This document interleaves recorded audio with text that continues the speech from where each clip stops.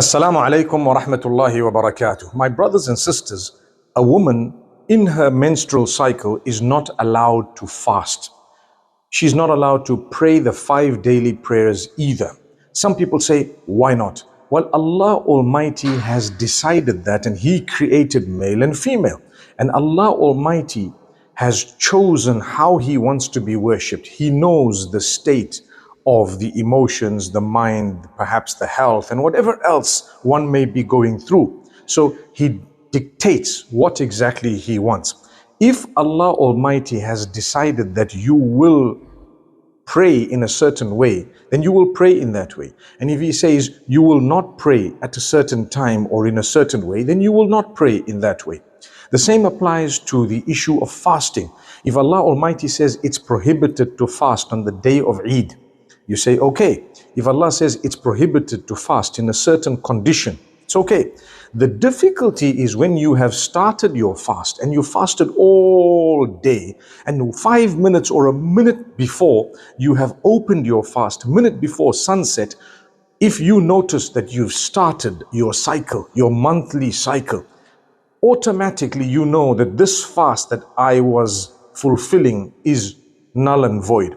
However, you get a full reward for that entire fast, and more than that, because you've obeyed the instruction of Allah, and at the same time you are going to do qadha. Qadha means you're going to compensate later on for that particular fast. So Allah will reward you, number one, for having obeyed the instruction, for having fasted through part of that day.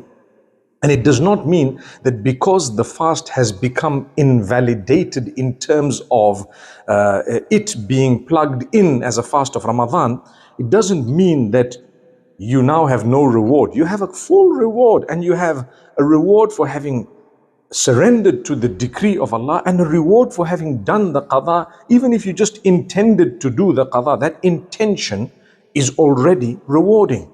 So remember this. Whatever Allah has instructed, there is a reward in it. Whether you and I understand it, that's besides the point. My brothers, my sisters, especially the sisters, don't feel saddened simply because you feel, oh, I'm unable to fast because I'm on my monthly cycle. No, you are able to adopt the instruction of Allah, either way. So thank Allah for that. And trust me, He will reward you in such abundance that when you see the reward, you will be delighted for having been chosen as one who adopted the command of Allah, whichever way it was. أقول قولي هذا. السلام عليكم ورحمة الله وبركاته.